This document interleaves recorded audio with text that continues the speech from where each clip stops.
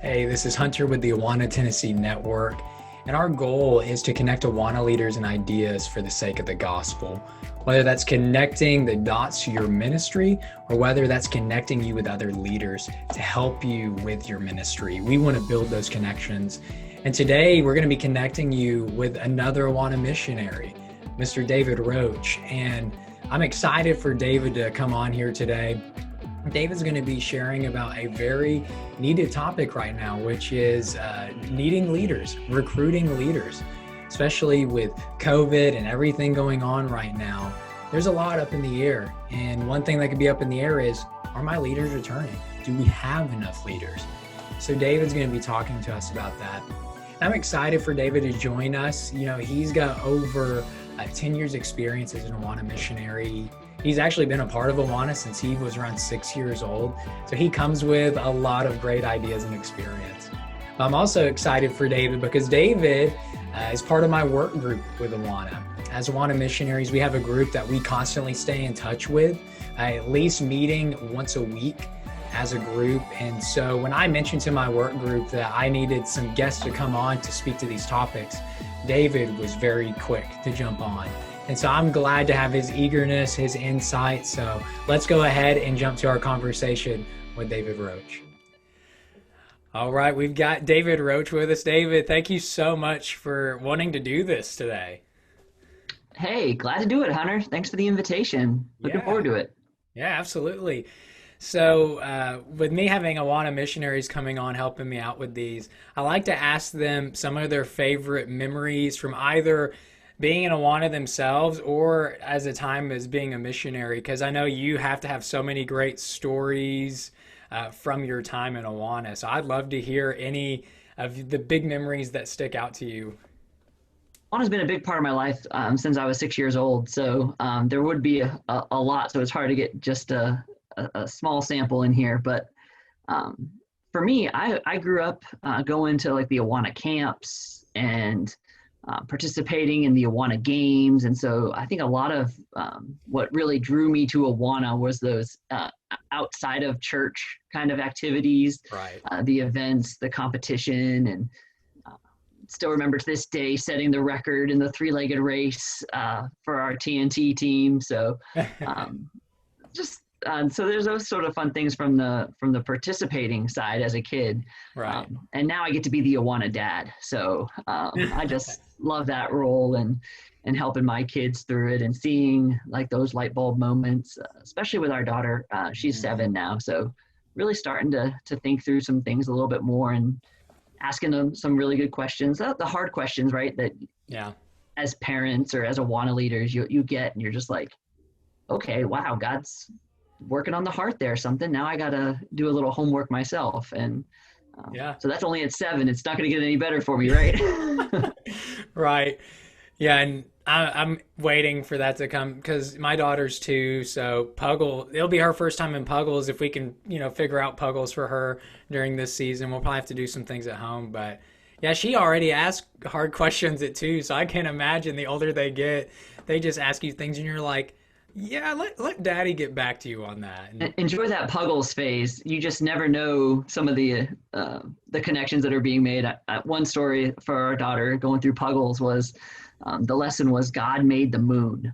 And so they took the whole Puggles class outside, saw the moon. It was all great. And our daughter was just like, yeah, God made the moon. So she was telling us about it and we were talking the next day and she was like, come on, Daddy, I want to go outside and show you the moon. And so we went outside and of course it was an overcast night, right? So you couldn't see the moon.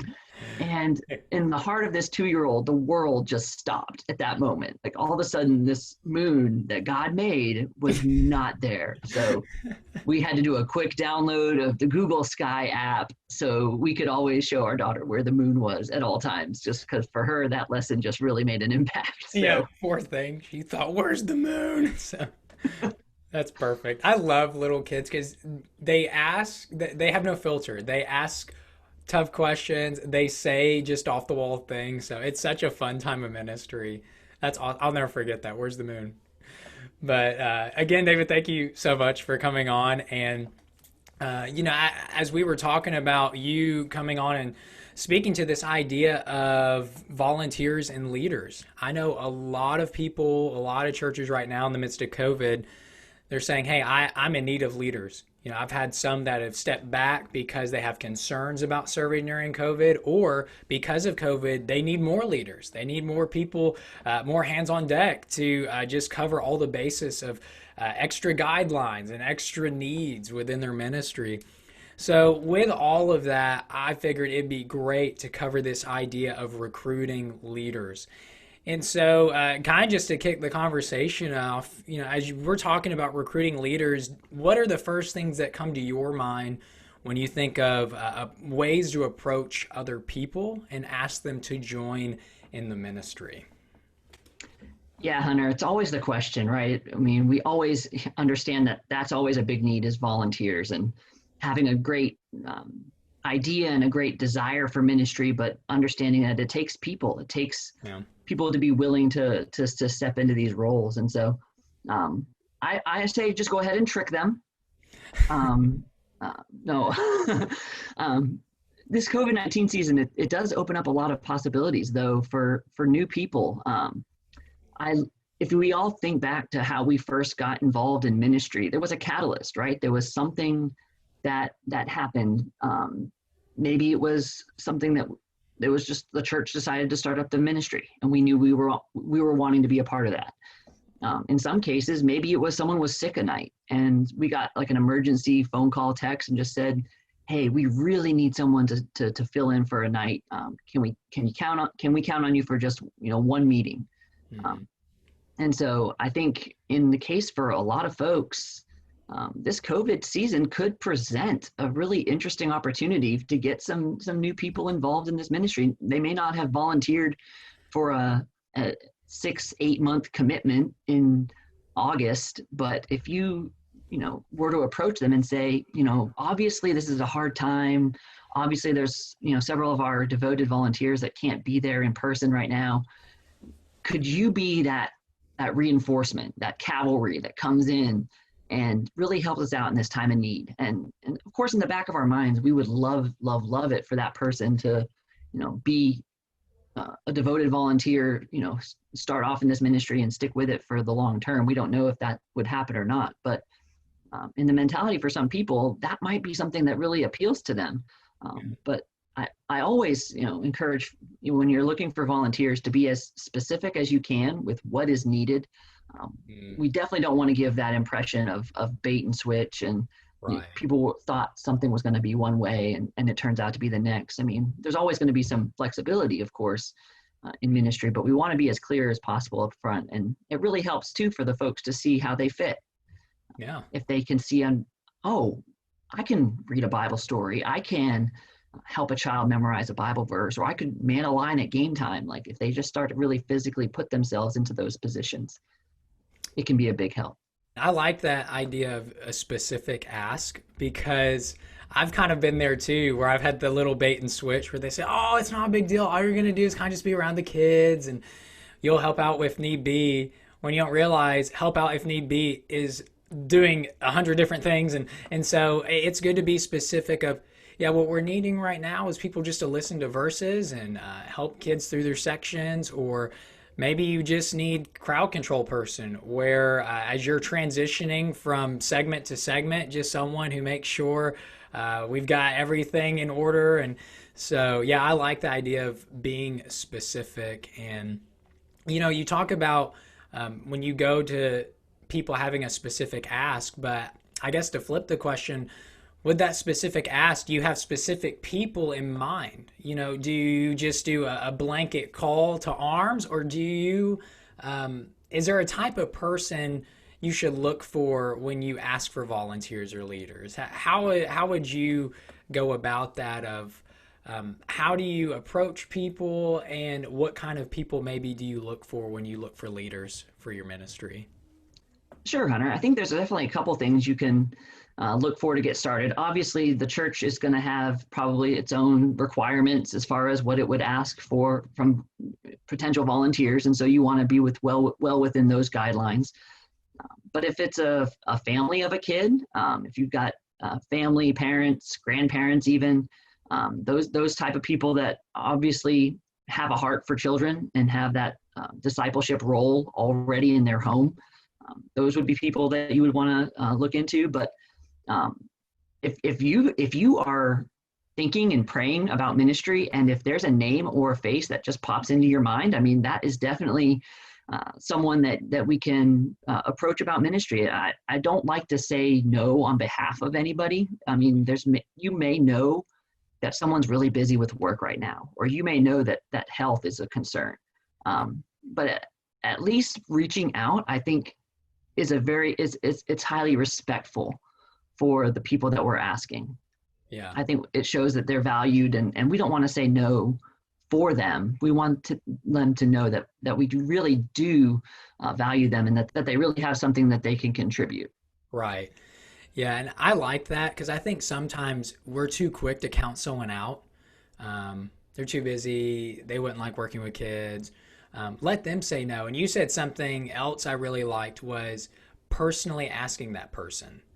Because they kind of deserve that, right? If you're really wanting someone to commit to your ministry, the least you can do is ask them to their face, or at least during this time, maybe a phone call or a Zoom call or something. But because that I don't know who I heard this from, but when it comes to volunteers, they say if you just go on the pulpit and make a blanket appeal, everyone's going to think, oh, well, I know someone who could do that, but they never think of themselves. Where if you personally ask them, they can't go, you sure you're talking to me? Because it's to them. And so I like that. I think that's a phenomenal insight you brought out, was that personal ask and being specific with that ask of what you're requiring of them and not making it super vague. And I mean, just to kind of piggyback onto that too, I mean, it's often we go through like the nuts and bolts of what they'll be doing. And we can also often lose track of the why. I mean, just the big picture. I mean, I think if we can get people excited about why we're doing this, I mean, it's hard to find somebody that doesn't think children's ministry is valuable. They may not see exactly where they fit in that, but get them excited about that why. Have that story right on the tip of your tongue about the difference that ministry is making in the life of a child. And that may not just seal the deal right there, but it at least gets them thinking about what God's doing, and we have that desire to make a difference. We all do. So yeah, hook them on that why. That's so good, man. Because I think one reason we can lose volunteers or not be able to gain any volunteers is we focus so much on the what that, like you said, we lose the why. And I think a lot of recruiting is vision casting, because people, they can easily say, oh man, am I really needed to sit and do this or clean up or do whatever? But when you put it, like you said, in that perspective of the vision of the ministry, like, hey, don't think just because your one of your roles is cleaning that it's minuscule, and just putting it in the grand picture. I really think a lot of recruiting volunteers is vision casting. And so that's spot on, man. You gain people by vision. This is just a side thing. When I was, really in the heart of support raising to be a missionary, I came to find out that, people like to know what I was doing as a missionary. But man, when I told them the why of Awana and the why of my role, that got way more people excited and willing to partner than just here's my daily routine as a missionary, so awesome insight, man. What you're talking about, knowing that you're making phone calls and sending emails and putting together podcasts, that wasn't enough right there to raise all the support? Sure. Yeah. But the thing is, I know you're joking, but the thing is, people can say like, well, I know other people who make podcasts. I know other people who, at a normal job, you make phone calls, send emails, but putting that why behind it to say, hey, look, every time you give monthly, you're making content that changes a kid's life. You're pouring into leaders who are reaching out and discipling kids. So yeah, all about that why. That's a huge takeaway from this for sure. And something else I wanted to do with this conversation is look at the side of the person being asked. So we're talking about right now if you're the person asking someone to join your ministry. But what about that person that's listening and they're saying, I've been on the fence, and that's why I'm listening to this right now or watching this right now, is I'm on the fence about this Awana thing and if I fit. And so, for those who are on the fence about committing or saying yes, what would you say to that person who is prayerfully considering serving in Awana? Well, I can say that one thing that I do hear, just in contacts with churches and as I get involved in seeing leadership teams, the one thing that is a recurring theme has been, I wish I'd gotten into this sooner. Mm. They drug their feet for whatever reason, and maybe there's really valid reasons why we don't get involved. I mean, that's certainly a possibility too, but just having that taking that first step of faith is so hard, right? We are so programmed in our brains to say no to things. We're used to getting appeals in so many different avenues. And I would just say, take that first step. I mean, we don't know what an individual club night's going to look like. You could be an Awana leader for 30 weeks and get 30 different experiences as to what your night could look like. Yeah. But what I do know is that I can still remember Awana leaders in my life and the impact that they made. And so you may not think of yourself in like a superhero kind of role, but if you're part of a team that's operating Awana or really any children's ministry, you are a superhero, and you may have the superhero skill of cleaning. You may have the superhero skill of listening, of praying, of being that upfront game person, whatever that looks like. But we have our superpowers, and together the team functions because each person is filling that role. Yeah, Avengers assemble. Yeah. But it's true. There's no small part in the kingdom of God. There really isn't. And kind of like you, it's crazy how when I look back on my time as a child in Awana, I not only remember the leaders who I guess you could say had the bigger jobs, like teaching the lesson or something, or the director. I remember the leaders who you would say had the small jobs. I can remember the person who took care of snacks. I remember them because just of their kindness they showed me and how they showed the love of Jesus and how they talked to me when they were handing those snacks out. And so there is no small part. And if you feel like I'm not the person for the job, or I don't know if I'm good with kids, the thing is, I don't know if I mean, yeah, people can naturally have a bent toward kids, but honestly, if you show care to children, if they see week in and week out you're consistent, that's huge. Because right now, consistency in a child's life is major. With everything going on with COVID and with so many kids today growing up in broken families and messed up backgrounds, having a consistent adult who week in and week out is loving and caring for them, you have no idea the impact that can make. So you're right, David. We all have different superpowers that play into this role of changing kids' lives for Christ. So, And Hunter, that's a good point too about the people behind the scenes. It's amazing how many times kids will adopt people into ministry or into like their sphere, and they'll just run up and kids are amazing icebreakers, right? They'll come up and give people hugs, and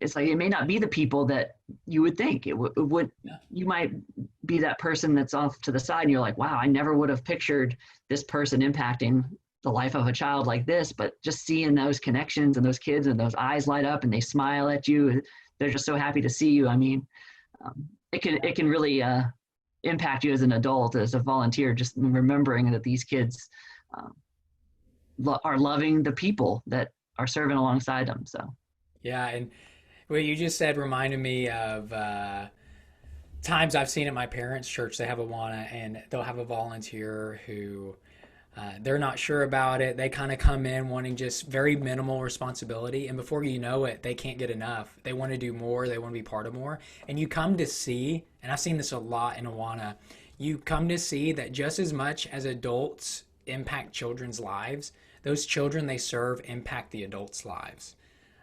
You see people who grow in Awana. It grows their servant's heart. It grows their Great Commission spirit.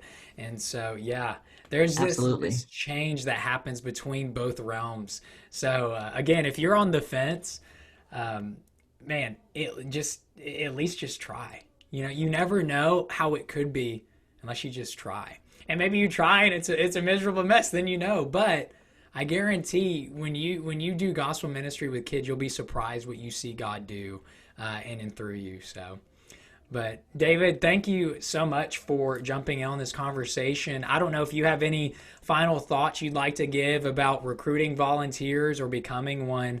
Do you have any final thoughts before we jump off? Yeah, just a couple of thoughts, especially about this COVID season that we're working through. You may find that you need more tech support. You may find that some people that have more technical skills might be people that you want to reach out to. Yeah. We know teenagers and technology, right?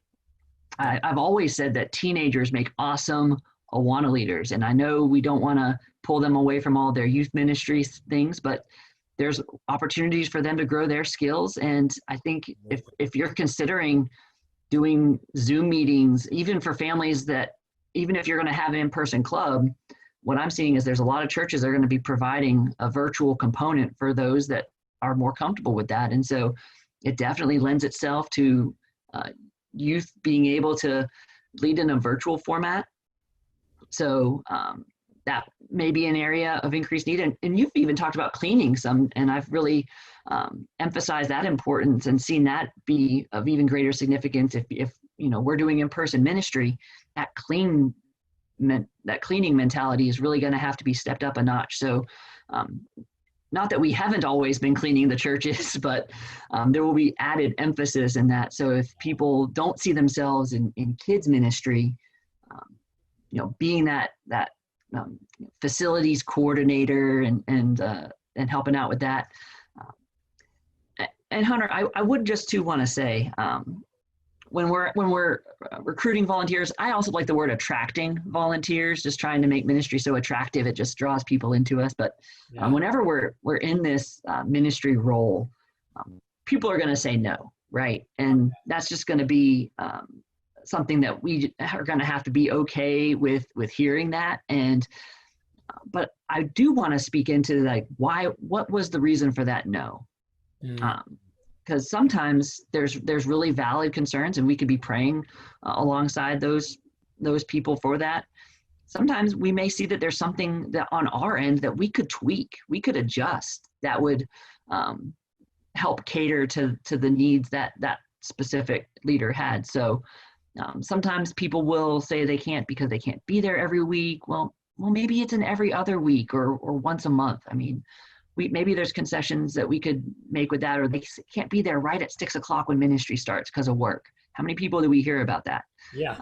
Say, well, can you get here at 6:30? That's when Sparks have their handbook time, and we always need extra hands for Sparks on handbook time. So working with some adjustments, understanding that not everyone might be able to fit that bill of, I can be there every week, half hour early. Maybe there's something like that. And in some cases, maybe it's just going to be no for, the foreseeable future. And so that's okay too. But just understanding that people will step into the role at their level. And if, now is not a good time, then now is just not going to be a good time for them. And we want to be willing to hear that out and understand where that volunteer is coming from too. Yeah. And that's so wise. You said two things there that I think is just top notch. One thing you can see with a no isn't the end of the road. A no is an opportunity to minister to that person, because who knows, maybe they're saying no because they have some illness in the family that is very difficult. And so maybe that gives you an opportunity to step in and say, how can I pray for you and how can I serve you more? How can maybe our Awana clubbers make gift packages for that sick family member?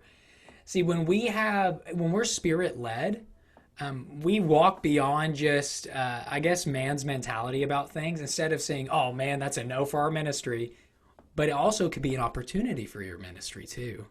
So that is such a good insight, David, of seeing no's as opportunities to minister to people and being caring. And then that aspect of, maybe they're saying no because the issue's on our end. Maybe we're too rigid or strict, or maybe their no leads to open possibilities for more avenues our ministry could work. You made me think of an example of a church where game time was kind of too rigid for them and it didn't fit a lot of their kids.